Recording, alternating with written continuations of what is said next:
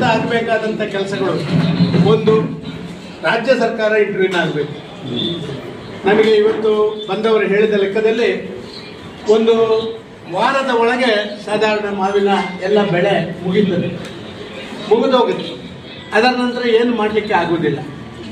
ಅಥವಾ ಇವತ್ತು ಮಾರುಕಟ್ಟೆಗೆ ಬಂದಂಥ ಆ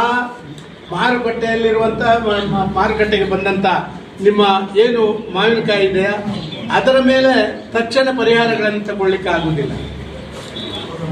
ರಾಜ್ಯ ಸರ್ಕಾರ ಖಂಡಿತವಾಗಿ ಇವತ್ತು ನಮ್ಮ ರೈತರ ಪರವಾಗಿ ಬರಲೇಬೇಕು. ಯಾಕೆ ಅಂತ ಹೇಳಿದ್ರೆ ಇಡೀ ರಾಜ್ಯದಲ್ಲಿ ಹತ್ರ 1.5 ಲಕ್ಷ ಹೆಕ್ಟೇರ್ನಲ್ಲಿ ಇವತ್ತು ಯಾವುದು ನಿಮ್ಮ ಮಾವಿನ ಬೆಳೆ ಬೆಳೆಸ್ತಾ ಇದ್ದಾರೆ.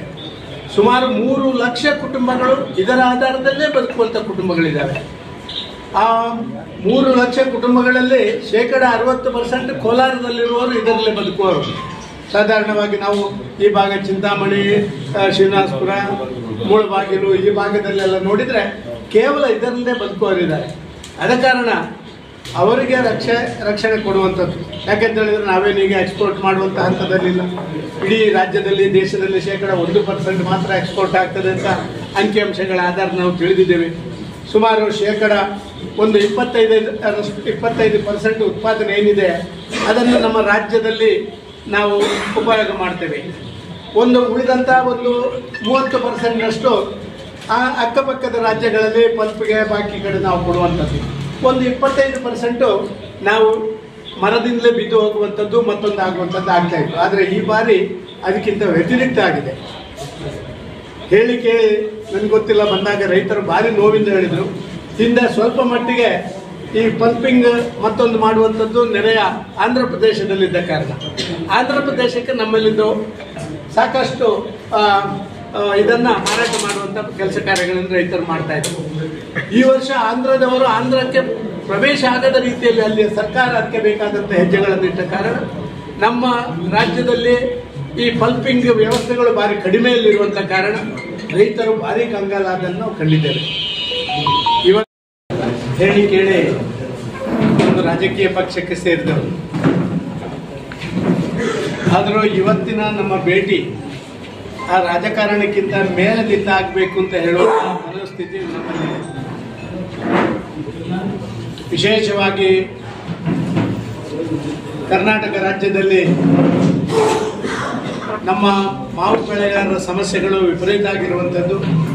ಅದು ಕೂಡ 60% ರಾಜ್ಯದ ಮಾವು ಬೆಳೆಯುವಂಥ ಕೋಲಾರ ಜಿಲ್ಲೆಯಲ್ಲಿ ಕೂಡ 60% ಮಾವು ಬೆಳೆಯುವಂಥ ನಿಮ್ಮ ಶ್ರೀನಿವಾಸಪುರ ತಾಲೂಕು. ಇದರೆಲ್ಲ ರೈತರ ಸಮಸ್ಯೆಗಳನ್ನು ನಾವು ಕಣ್ಣಾರೆ ಕಾಣಬೇಕು ಅಂತೇಳಿ ಇವತ್ತು ಬಂದಿದ್ದೀವಿ. 2 ಕಾರಣಗಳಿದೆ. ಒಂದು, ರಾಜ್ಯ ಸರ್ಕಾರಕ್ಕೆ ಈಗಾಗಲೇ ರೈತರು ಬೇರೆಯವರು ತಮ್ಮ ಸಮಸ್ಯೆ ಬಗ್ಗೆ ತಿಳಿಸುವಂಥ ಪ್ರಯತ್ನಗಳನ್ನು ಮಾಡಿದ್ದಾರೆ. ಕಳೆದ ವರ್ಷ ಒಂದು ಕೆಜಿಗೆ 14 ರೂಪಾಯಿ, 20 ರೂಪಾಯಿ, 22 ರೂಪಾಯಿಯಿಂದ 40 ರೂಪಾಯಿವರೆಗಿದ್ದದ್ದು ಈ ವರ್ಷ 3 ರೂಪಾಯಿಗೆ ಇಳಿದಿರುವಂಥದ್ದು. ಎರಡನೇದಾಗಿ ವಿಶೇಷವಾಗಿ ಈ ಬಾರಿಯ ಉತ್ಪಾದನೆ ಅದು ಕಳೆದ ಬಾರಿಗಿಂತ ಭಾರಿ ಕಡಿಮೆ, ಅಂದರೆ 25% ಮಾತ್ರ ಉತ್ಪಾದನೆ ಆಗಿದೆ ಅಂತ ಇವತ್ತು ರೈತರು ಹೇಳಿದ್ದನ್ನು. ಮೂರನೇದಾಗಿ ಒಂದು ಹೊಸ ರೋಗ ಬಂದಿರುವಂಥದ್ದು. ಅದಕ್ಕೆ ಏನು ಹೇಳ್ತಾರೆ, ಆಂಥ್ರಾಕ್ಸ್. ಆ ರೋಗ ಇದು ಬಂದ ಕಾರಣ ಒಂದು ಮರದಲ್ಲಿ ಒಂದು ಮಾವಿನ ಹಣ್ಣಿಗೆ ಬಂದರೆ ಅದು 1-2-3 ದಿನದಲ್ಲಿ ಎಲ್ಲ ಮಾವಿನ ಕಾಯಿಗಳಿಗೆ ಅದು ತಲುಪುವಂಥದ್ದು. ಆದ ಕಾರಣ 25% ಏನು ಉತ್ಪಾದನೆ ಇಲ್ಲ, ಅದರಲ್ಲಿ ಕೂಡ 50% ಈ ರೋಗಕ್ಕೆ ಬಲಿಯಾಗಿ ಅದು ಬಿದ್ದು ಹೋಗುವಂಥದ್ದು. ನಾವು 2 ತೋಟಕ್ಕೆ ಹೋಗಿ ಬಂದೆವು, ಅಲ್ಲಿ ರೈತರ ಜೊತೆ ಸಮಾಲೋಚನೆ ಮಾಡಿ ಬಂದೆವು. ನಮ್ಮ ಇವತ್ತಿನ ಭೇಟಿಯ ಮುಖ್ಯ ಉದ್ದೇಶ ಒಂದು, ರಾಜ್ಯ ಸರ್ಕಾರದ ಮೇಲೆ ಒತ್ತಡ ತರುವಂಥದ್ದು. ಎರಡನೇದಾಗಿ ನಮ್ಮದೇ ಸರ್ಕಾರ ಕೇಂದ್ರದಲ್ಲಿದೆ, ಅಲ್ಲಿ ಕೂಡ ನಮಗೆ ಜವಾಬ್ದಾರಿ ಇದೆ. ಈ ಮಾರುಕಟ್ಟೆ ವ್ಯವಸ್ಥೆಯಲ್ಲಿ ಸ್ವಲ್ಪ ಬೇರೆ ಬೇರೆ ವ್ಯತ್ಯಾಸಗಳಾಗಬೇಕು, ಅದಕ್ಕೆ ಬೇಕಾಗಿ ಕೇಂದ್ರ ಕೂಡ ನಮ್ಮ ಪತ್ರಗಳನ್ನು ಬರಬೇಕು ಅಂತ ಹೇಳುವಂಥ ನಿಶ್ಚಯಗಳನ್ನು ಮಾಡಿ ಅದರ ಹಿಂದೆ ಹೋಗಬೇಕು ಅಂತ ಹೇಳುವಂಥದ್ದನ್ನು ತಿಳ್ಕೊಳ್ಳಬೇಕಾಗಿ ನಾವು ಬಂದಿದ್ದೇವೆ. 12% GST ಇದೆ, 12% GST ಇದೆ.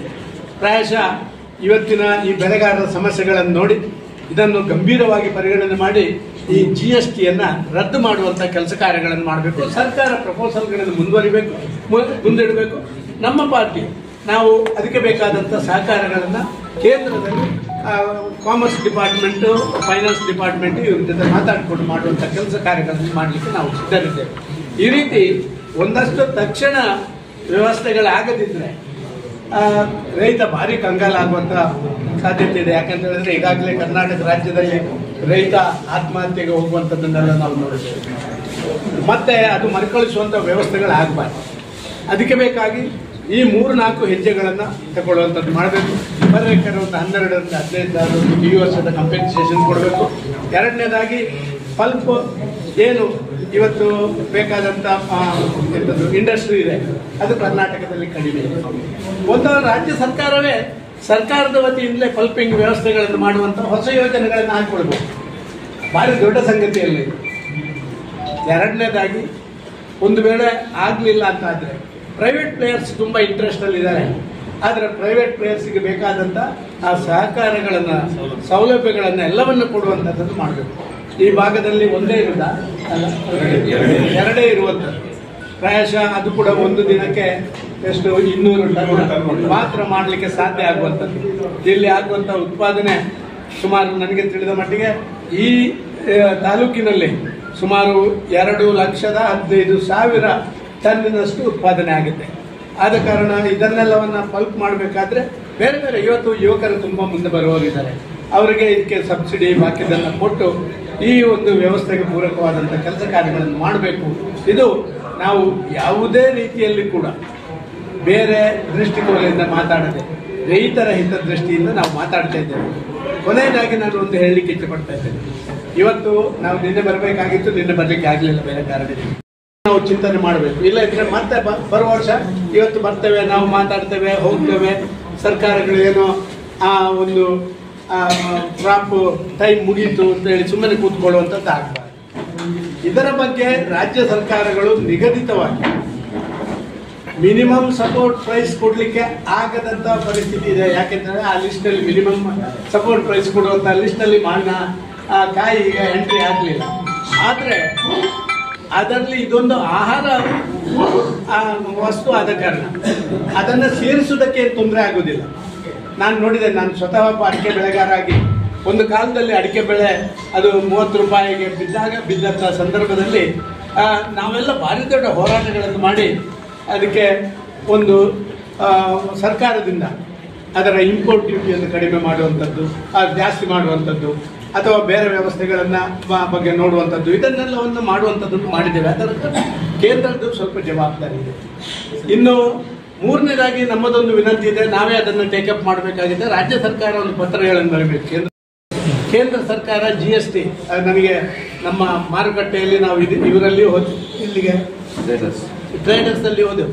ಅವರು ಹೇಳಿದ್ರು, ಸರ್ ಇದು ಒಂದು 12% GSTಯನ್ನು ಕಡಿಮೆ ಮಾಡಿದರೆ ಆಟೋಮೆಟಿಕ್ ಈ ಪರ್ಚೇಸ್ ಮತ್ತು ಪಲ್ಪಿಂಗ್ ಇದಕ್ಕೆ ಜಾಸ್ತಿ ಒಂದು ಆದ್ಯತೆ ಸಿಗ್ತದೆ.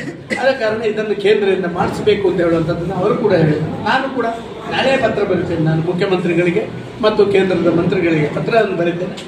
ಅವರು ಒಂದಲ್ಲಿಂದ ಪ್ರಪೋಸಲ್ ಮುಂದುವರಿಸಿದರೆ ನಾವು ಅವರ ಜೊತೆ ಬೇಕಾದರೂ ಹೋಗಿ ಕೇಂದ್ರದಲ್ಲಿ ಅದನ್ನು ಪರಿಹಾರ. ಈ ಕೆಲವು ಸಂದರ್ಭದಲ್ಲಿ ನಾವು ಈ ರಾಜಕಾರಣಕ್ಕಿಂತ ಸ್ವಲ್ಪ ಮೇಲೆ ನಿಂತು ಕೆಲಸ ಮಾಡಬೇಕು. ನಿಮಗೆ ಗೊತ್ತಿದೆ, ಎತ್ತಿನಹೊಳೆ ಜನ ನಾನು ದಕ್ಷಿಣ ಕನ್ನಡದಿಂದ ಬಂದವ, ಅಲ್ಲಿ ಹೋದ್ರೆ ಬ್ಲ್ಯಾಕ್ ಫ್ಲಾಗ್ ತೋರಿಸ್ತಾರೆ. ಇಲ್ಲಿ ಬಂದರೆ ಏನು ಭಾರಿ ಪ್ರೀತಿ ತೋರಿಸಲಿಲ್ಲ, ಆದರೂ ಪರವಾಗಿಲ್ಲ. ನನಗೆ ಪ್ರೀತಿ ದ್ವೇಷಗಳದ್ದಲ್ಲ, ನಾವು ಕೆಲಸ ಆಗಬೇಕು. ಯಾವ ಊರಿಗೆ ಏನಾಗಬೇಕು ಅದನ್ನು ಮಾಡುವಂಥ ಕೆಲಸ ಕಾರ್ಯಗಳನ್ನು ನಾವು ಮಾಡಬೇಕು. ನನಗೆ ಅನಿಸ್ತದೆ ಇವತ್ತು ರಾಜ್ಯ ಸರ್ಕಾರ ಈ ಕೆಲಸಗಳ ಅವರಿಗೆ ಕಂಪೆನ್ಸೇಷನ್ ಕೊಡುವಂಥದ್ದು, ತಾತ್ಕಾಲಿಕ ಪರಿಹಾರ ವ್ಯವಸ್ಥೆ ಮಾಡುವಂಥದ್ದು, ಕೇಂದ್ರಕ್ಕೆ ಪತ್ರಗಳನ್ನು ಬರೆಯುವಂಥದ್ದು, ಎಲ್ಲವನ್ನು ಮಾಡುವಂಥ ಕೆಲಸ ಕಾರ್ಯಗಳನ್ನು ಮಾಡಬೇಕು. ನಾವು ಪೂರ್ಣ ಸಹಕಾರಗಳನ್ನು ಕೊಡ್ತೇವೆ. ಇನ್ನೇನು 15 ದಿನಗಳ ಮೀಟಿಂಗ್ ಇದೆ. ಸೊ ಇದೊಂದು ಅವಕಾಶ. ನಾವು ಮೊನ್ನೆಯಿಂದ ಮೇಲೆ ಪತ್ರಗಳನ್ನು, ನಾರಾಯಣ ಸ್ವಾಮಿ ಪತ್ರಗಳನ್ನೆಲ್ಲ ಮುಖ್ಯಮಂತ್ರಿಯವರಿಗೆ ಬಾಕಿಯವರಿಗೆಲ್ಲ ಮೊನ್ನೆ ಬರೆದು ಎಲ್ಲವನ್ನು ಮಾಡುವಂಥ ಕೆಲಸ ಕಾರ್ಯಗಳನ್ನು ನಾರಾಯಣ ಸ್ವಾಮಿ ಅವರು ಮಾಡಿದ್ದಾರೆ. ಸರ್ಕಾರ ಕೂಡ ನಾನೀಗ APMCಯ ನಿಮ್ಮ ಇಲ್ಲಿಯ ಅಧಿಕಾರಿಗಳ ಜೊತೆ ಸಮಾಲೋಚನೆ ಮಾಡಿದೆ. ಅವರು ಹೇಳಿದರು, ಈಗಾಗಲೇ ನಮ್ಮಿಂದ ಒಂದಷ್ಟು ಮಾಹಿತಿಯನ್ನು ಸರ್ಕಾರ ತಗೊಂಡಿದೆ ಅಂತ ಹೇಳುವಂಥದ್ದನ್ನು ಹೇಳಿದರು. ಆದ ಕಾರಣ ನಾಳೆ ಕ್ಯಾಬಿನೆಟ್ ಮೀಟಿಂಗ್ನಲ್ಲೇ ಇದಕ್ಕೆ ಒಂದು ತಾತ್ಕಾಲಿಕವಾದಂಥ ಪರಿಹಾರಗಳನ್ನು ಕೊಟ್ಟು ಲಾಂಗ್ ರೇಂಜ್ ಸೊಲ್ಯೂಷನ್ಸ್ ಅದನ್ನು ಮತ್ತೆ ಕೊಡುವಂಥದ್ದನ್ನು ಮಾಡುವಂಥದ್ದನ್ನು ಮಾಡಬೇಕು. ಆದ ಕಾರಣ ನೀವು ಸ್ವಲ್ಪ ಹೆಚ್ಚು ಸಹಕಾರಗಳನ್ನು ಮಾಡಬೇಕು.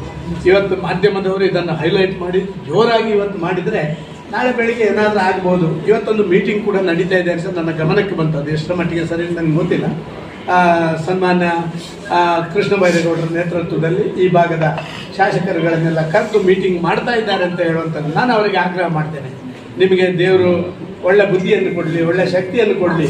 ನಾಳೆ ಕ್ಯಾಬಿನೆಟ್ನಲ್ಲೇ ಇದನ್ನು ಪರಿಹಾರ ಮಾಡುವಂಥ ಕೆಲಸ ಕಾರ್ಯಗಳನ್ನು ಮಾಡಿ ಅಂತ ಹೇಳುವಂಥ ಆಗ್ರಹವನ್ನು ಕೂಡ ನಾನು ಈ ಸಂದರ್ಭದಲ್ಲಿ ಮಾಡ್ತಾ ಇದ್ದೀನಿ. ಕೇಂದ್ರ ಜವಾಬ್ದಾರಿ ಇದೆ ಅಂತ ಹೇಳಿದ್ರು.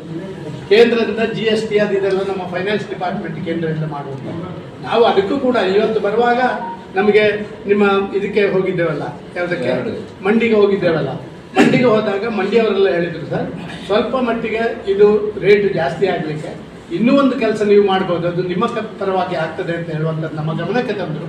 ನಾನು ಅದನ್ನು ಮಾಧ್ಯಮದಲ್ಲೇ ಹೇಳಿದ್ದೀನಿ ಸರ್. ನಾವು ಅದರ ಬಗ್ಗೆ ನಾಳೆ ಪತ್ರ ಬರೀತೇನೆ. ಮತ್ತು ಇವತ್ತು ನಾವು ಹೋದ ಎಲ್ಲ ರಿಪೋರ್ಟ್ಗಳನ್ನು ನಾವು ಮಾಡ್ತೇವೆ, ಕೇಂದ್ರಕ್ಕೂ ಕಳಿಸ್ತೇವೆ, ರಾಜ್ಯಕ್ಕೂ ಕಳಿಸ್ತೇವೆ.